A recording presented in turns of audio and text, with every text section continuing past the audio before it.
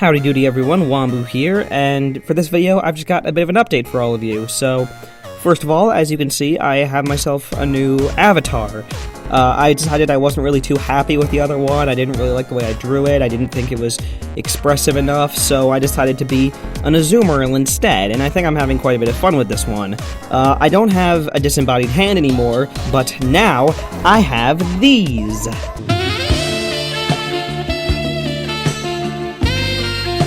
So, that's pretty cool.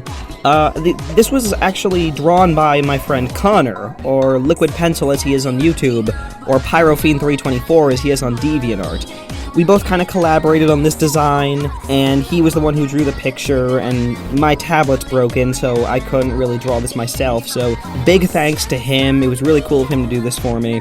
He's actually planning on making a pretty big comic, if any of you are interested. He doesn't have it out yet, but if you guys want to see it, go check him out. I'll link you guys in the description.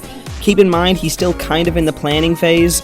In fact, this avatar is probably the first thing he's drawn in a billion months. I also haven't seen any pictures so far, so for all I know, the comic could look like this. That's the story with the avatar. The other thing I wanted to talk about is Gunmetal, and if you don't know, Gunmetal is an update that Team Fortress 2 went through just before I released my last countdown, my top 9 weapons in Team Fortress 2. I had multiple annotations throughout the video talking about how the video was released before Gunmetal, and it was a huge update that changed quite a few mechanics, and also a lot of the weapons, and yeah, that's pretty shitty luck on my part, honestly. But thankfully, while most of the weapons on my list remained pretty untouched, a couple of them got a pretty big change, so I'm going to start with the most minuscule change and then steadily build up to the bigger ones. So, first of all, there's the Rescue Ranger, which got a little bit of a change. The Rescue Ranger made number 2 on the list, and really the change isn't all that big.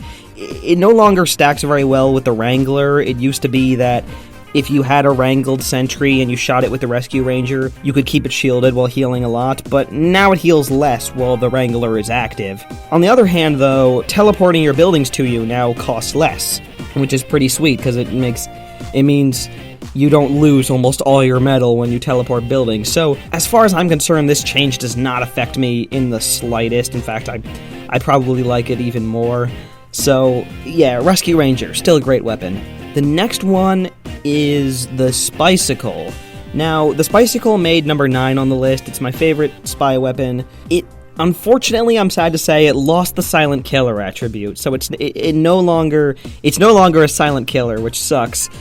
And the immunity to fire doesn't work the same way. So, before, when you got burned by a pyro, the immunity to fire lasted for 3 seconds. Now it lasts for 1 second, but you get an immunity to afterburn for 10 seconds.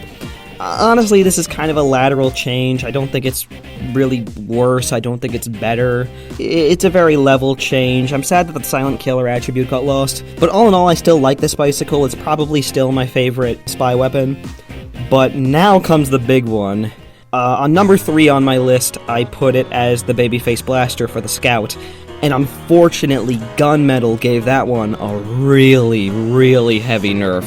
You know, it kind of needed a bit of a nerf, honestly, but the one they gave it was ridiculous. So now the jump penalty does more. It takes away half of the bar rather than a quarter, like I said in the video. And, you know, that's okay. I'd actually be alright with that change. But they also added a penalty for damage. Now if you get hurt while you're using the Babyface Blaster, you lose the boost, which is a real pain, honestly, because, you know, on one hand, it really does, it does play to the whole hit-and-run tactics of the Scout, but losing the boost is just so easy. It takes no damage whatsoever to just deplete the boost entirely, so I wouldn't say it's a bad weapon now, but it really is a self-defeating weapon. And I'm sad to say, but it's no longer my favorite Scout weapon. Definitely not. In fact, when I made the list, it was actually tied for another scattergun. I decided to go with the Babyface Blaster because that was the one that I was kind of more recently into.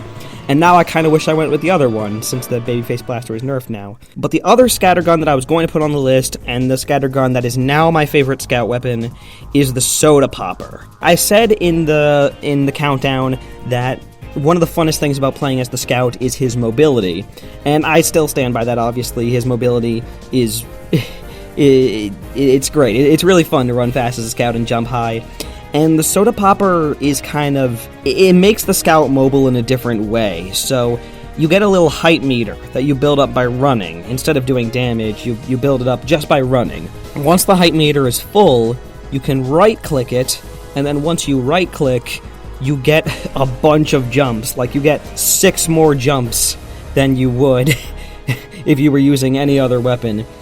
Instead of making you a really fast Scout, it kind of makes you an airborne Scout. So it's still in the same ballpark as the Babyface Blaster, but now I think it's the better weapon, honestly. I just prefer it, definitely. So that's my new favorite Scout weapon now.